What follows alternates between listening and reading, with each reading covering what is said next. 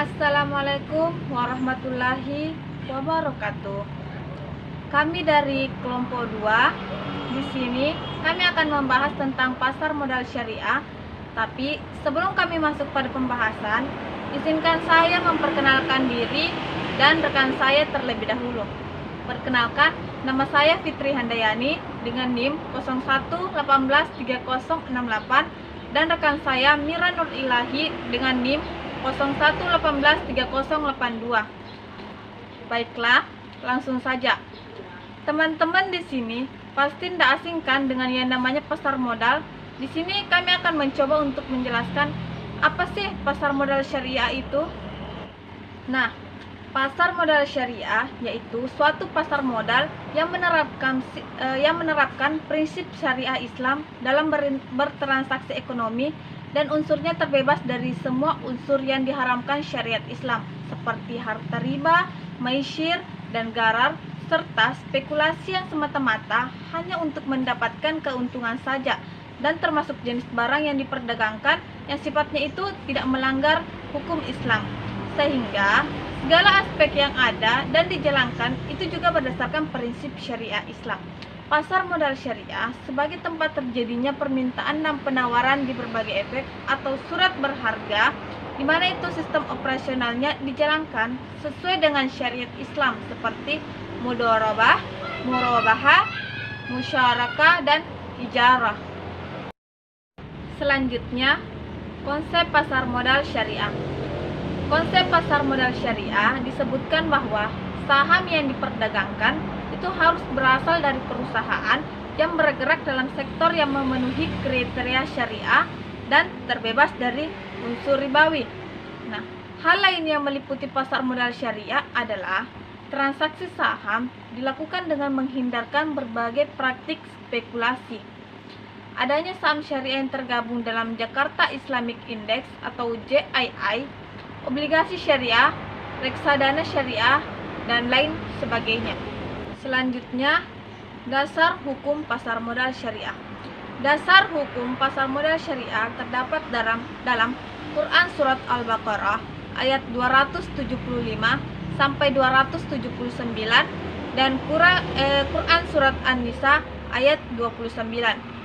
Dalam Quran Surat Al-Baqarah yang ayat 275 yang artinya sudah ditegaskan bahwa Allah membolehkan kegiatan jual beli, tetapi itu harus terbebas dari unsur riba.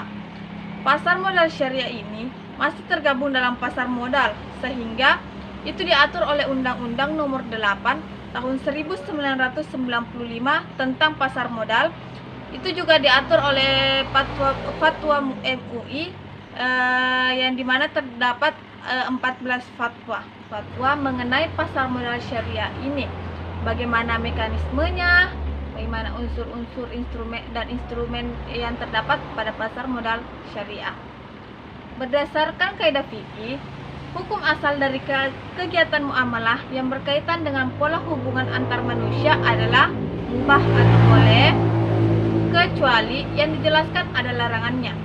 Ini berarti ketika suatu kegiatan muamalah baru muncul dan itu belum dikenal sebelumnya dalam ajaran Islam, maka kegiatan tersebut dianggap dapat diterima. Selanjutnya, fungsi pasar modal syariah. Yang pertama itu memungkinkan bagi masyarakat berpartisipasi dalam kegiatan bisnis dengan memperoleh bagian dari keuntungan dan resikonya. Yang kedua, memungkinkan para pemegang saham menjual sahamnya untuk mendapatkan likuiditas. Likuiditas di sini merupakan kewajiban perusahaan membayar utang dalam jangka pendek. Yang ketiga, memungkinkan perusahaan meningkatkan modal dari luar untuk membangun dan mengembangkan lini produksinya. Dengan adanya pasar modal syariah ini, itu diharapkan bisa menjalankan relasi antara perusahaan-perusahaan untuk mengembangkan perusahaan mereka masing-masing. Yang keempat, memisahkan operasi kegiatan bisnis dari fluktualisasi jangka pendek pada harga sahamnya yang merupakan ciri umum pada pasar modal konvensional. Fluktuasi di sini merupakan ketidakpastian dari mekanisme pasar Dan ini tuh sering terjadi pada pasar modal konvensional. Sehingga dengan adanya pasar modal syariah ini, itu dapat menghindarkan praktik-praktik spekulasi, praktik riba, dan sebagainya itu yang bertentangan dengan syariat Islam. Yang kelima, memungkinkan investasi pada ekonomi itu ditentukan oleh kinerja bisnis sebagaimana tercermin pada harga saham. Baik, langsung saja di sini yang pertama saya akan membahas mengenai prinsip pasar modal syariah. Yang pertama, di sini pembiayaan atau investasi hanya bisa dilakukan pada aset atau kegiatan usaha yang halal, spesifik, dan bermanfaat. Dengan sesuai syarat, maka investasi itu bisa dilakukan. Yang kedua, uang merupakan alat bantu pertukaran nilai, di mana pemilik harta akan memperoleh bagi hasil dari kegiatan usaha tersebut.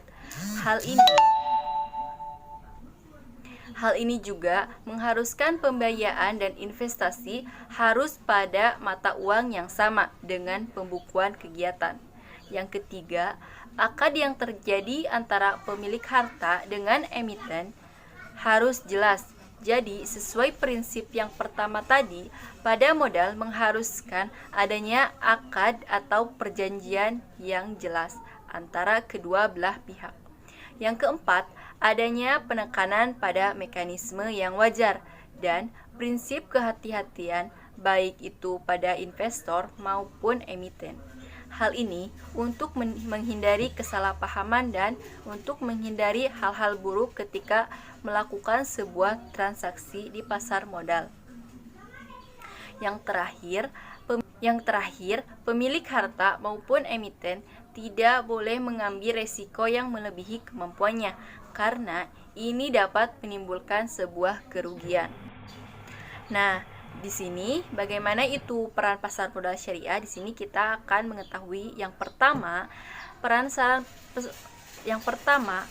pasar modal syariah itu sebagai sarana penambahan modal bagi para usaha atau para pengusaha.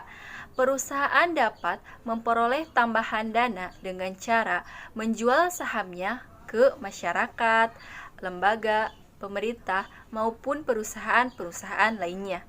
Yang kedua, perannya itu sebagai pemerataan pendapatan, di mana setelah jangka waktu yang cukup lama, saham-saham yang telah dibeli akan menghasilkan dividen. Dengan adanya penanaman modal, maka akan mendorong munculnya proyek-proyek baru yang akan dilakukan oleh perusahaan tersebut. Maka akan menciptakan lapangan kerja atau memperluas lapangan kerja. Yang kelima, peranan pasar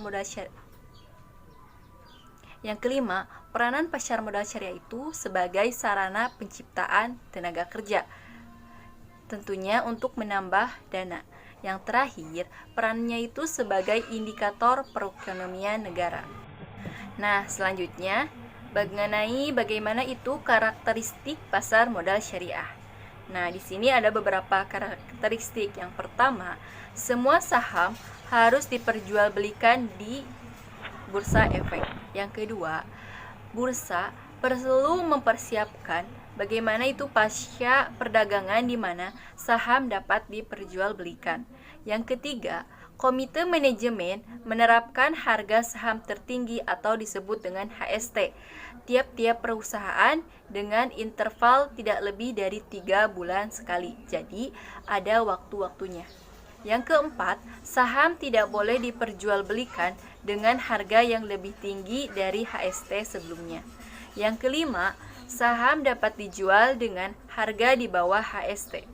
Yang keenam, semua perusahaan yang mempunyai saham yang dapat diperjualbelikan di bursa efek diminta untuk menyampaikan informasinya tentang perhitungan atau akun keuntungan dan rugi serta neraca keuntungan kepada komite manajemen bursa efek tersebut dengan jarak waktu tidak lebih dari 3 bulan. Untuk ketujuh, karakteristiknya itu komite manajemen harus memastikan bahwa semua perusahaan yang terlibat dalam bursa efek itu mengikuti standar pada akuntansi syariah. Yang kedelapan, perdagangan antara saham mestinya hanya berlangsung dalam waktu 1 minggu periode perdagangan setelah menentukan HST tadi. Yang kesembilan, perusahaan hanya dapat menerbitkan saham baru dalam periode perdagangan dan dengan HST. Nah, yang terakhir di sini kita akan mengetahui bagaimana perbedaan antara pasar modal syariah dengan pasar modal konvensional. Nah, pada prinsipnya, investasi syariah di pasar modal tidak berbeda jauh dengan investasi di pasar modal konvensional. Nah, dalam investasi di pasar modal syariah harus didasarkan pada 3 prinsip utama syariah, yaitu yang pertama, dilarangnya riba atau bunga. Yang kedua, dilarangnya gharar atau ketidakpastian atau spekulasi. Dan yang ketiga, melarang adanya maisir atau judi. Hal ini berdampak pada turunan produk atau instrumen yang mengandung dari 3 unsur tersebut dalam transaksi pasar modal. Sedemikian penting prinsip ini sehingga dibutuhkan suatu mekanisme proses screening atau filtrasi atau instrumen investasi. Meskipun dalam mekanisme sekuritas ada kesamaan antara pasar modal syariah dengan pasar modal konvensional. Sekuritas merupakan suatu proses terintegrasi meliputi proses pengumpulan aset, proses pengemasan mereka ke dalam surat berharga atau security, dan yang terakhir proses pendistribusian aset tersebut kepada investor. Nah, untuk mengetahui perbedaan pasar modal syariah, di sini saya akan membahasnya. Yang pertama, dalam pasar modal syariah, investasi terbatas pada sektor-sektor tertentu yang tidak dilarang atau masuk dalam negatif list investasi syariah, dan tidak atas dasar uang atau debit bearing investment. Yang kedua, pasar modal syariah dasarkan pada prinsip syariah yang mengandung penerapan profit loss sharing dan skema kemitraan. Yang ketiga, melarang berbagai bentuk bunga, spekulasi, dan tentunya judi. Dan yang keempat, pasar modal syariah, adanya syariah guideline yang mengatur bagaimana itu aspek seperti alokasi asetnya, praktek investasinya, perdagangan maupun distribusi pendapatannya. Dan yang terakhir, pasar modal syariah itu terdapat mekanisme screening perusahaan yang harus mengikuti prinsip syariah yang tadi. Nah, bagaimana itu pasar modal syariah? Nah, selanjutnya, bagaimana itu pasar modal konvensional di sini? Pasar modal konvensional, investasinya itu bebas untuk memilih investasi antara debit bearing investment atau dengan profit bearing investment di seluruh sektornya. Dan yang kedua, tentunya pasar modal syariah di sini didasarkan pada prinsip bunga. Dan yang ketiga, memperbolehkan untuk menggunakan bunga yang pada gilirannya akan mendorong fluktuasi pasar yang tidak terkendali. Dan yang terakhir, guideline investasi secara umum pada produk hukum pasar modal. Itu saja yang bisa kami sampaikan. Sekian pemaparan dari kelompok kami. Lebih dan kurangnya mohon dimaafkan. Wabillahi taufiq wal hidayah. Wassalamualaikum warahmatullahi wabarakatuh.